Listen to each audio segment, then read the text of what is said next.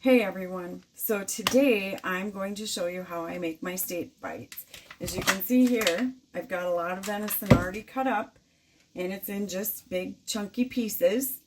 And what I'm going to do is make up the recipes and then put it in so you can see exactly how I make these steak bites. And I'm only going to do about 2 recipes.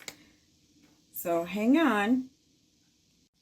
Okay, so the first thing that you're going to need is to get all your seasonings, and I've got it here. And the first one we're going to do, and I always put them in a ziplock bag, makes it really easy to do.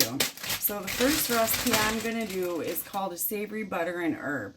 Super simple. You're just going to take your bag, okay, and the first thing this calls is for 2 tablespoons of melted butter. So I'm just going to take 2 and melt that right away while we're making this. And it calls for 2 cups of meat. You can see I probably have a little more than 2 cups, which I'll just make 2 steak bites out of it. So I'm just going to take this and melt it real quick. Super easy.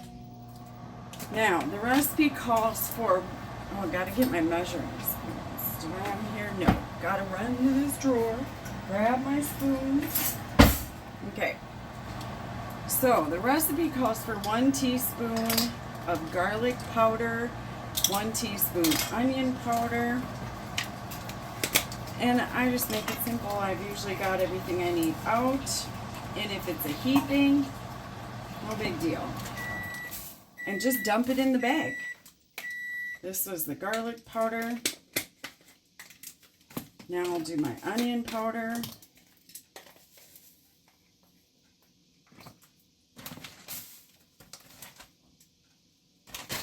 My spoon must be wet. It's all sticking.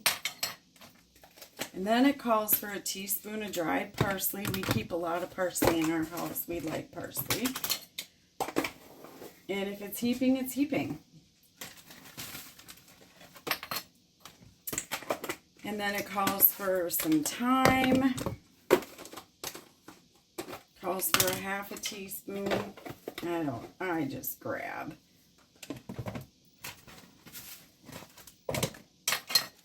Calls for a 1/2 teaspoon of rosemary.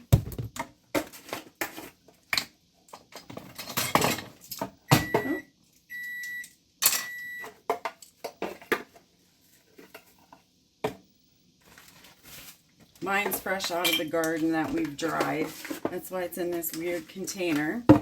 Now it calls for a 1/2 teaspoon of smoked paprika.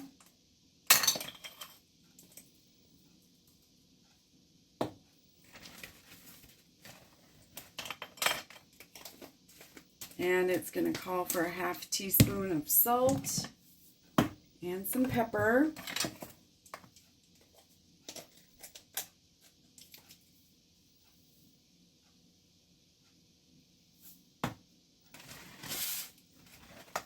And it calls for a 1/4 teaspoon of pepper.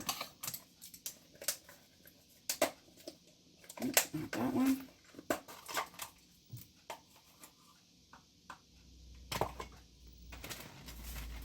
And there you can see it's all in my bag. I hear my microwave beeping. So the butter's melted. And here's how I do it. I'm going to grab another cup.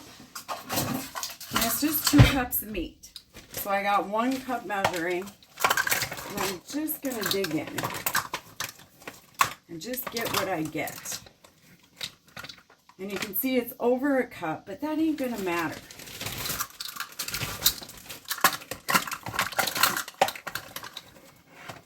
And you can see this one's kind of, it's heaping cups. Let's be real. They're heaping, okay?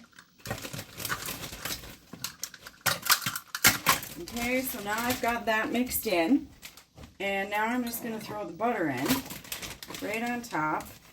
So you see I got the butter. Now I'm just going to take it and seal it. Which I got the kind that are the zipper, or not the zipper is the one you still got to line up and seal. And the first thing I do, because you can see, is this. This is it. I just mix it. try to get everything coated, okay?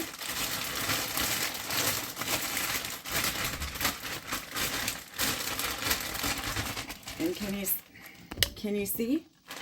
It's all coated. And now I'm just going to take the air out of it.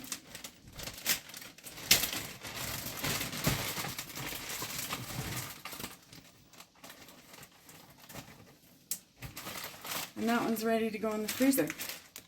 That's how I do that one. Okay, for the second one, I'm going to do a smoky applewood rub. Same thing, 2 cups of meat, smoked paprika. So here we go. And I just do this all one shot, get all my seasonings out and just do it. So first we'll do the 1 teaspoon of the smoked paprika.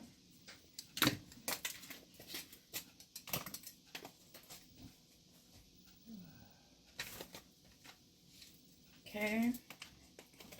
And then it calls for 1 teaspoon of brown sugar. And I'm going to show you what I use to try to keep it a low glycemic keto.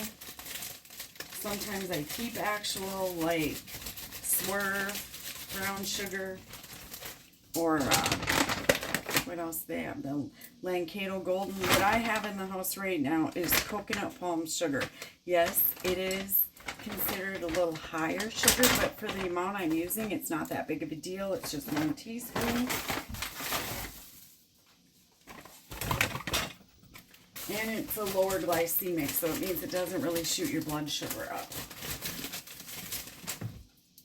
Okay, this calls again for onion powder and garlic powder.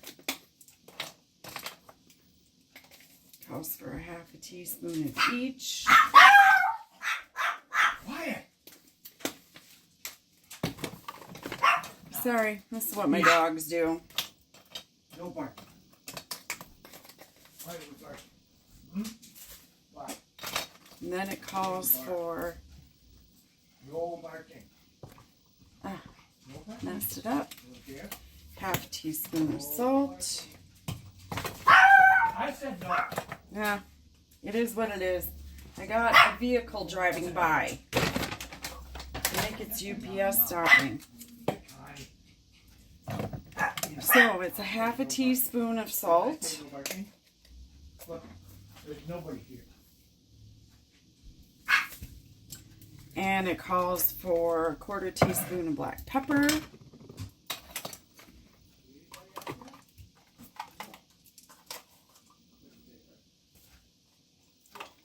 And then optional, a tiny pinch of mustard. I didn't do it. It smells really good. I'm just going to add the 2 cups of the meat.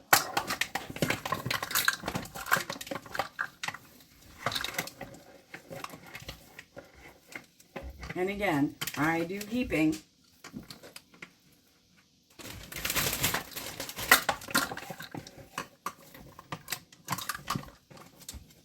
And there you go. And I do this one the same way.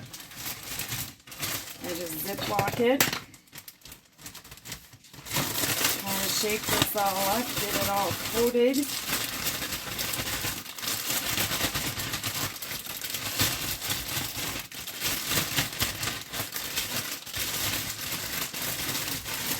Then I take the air out of it. And that's it. Now I've got 2 different bags of steak bites. If you want, you can repeat the recipes and turn around and make them. So you can have a couple bags of different steak bites. I am going to mark them with a marker so I know and put the date on them. But that's it. It's super easy. If you want my recipes, just drop an emoji below and I will send you a recipe. Matter of fact, if you want, drop a comment and tell me which ones you want. So anyway, I hope this helps you. I'm going to put these in the freezer, and then another time I'll take them out. I take them out in the morning, I let them defrost, and that'll be my dinner later. I just air fry them for about 10-15 minutes total. You want, with venison, you want them like a medium rare. And that's it. Super easy.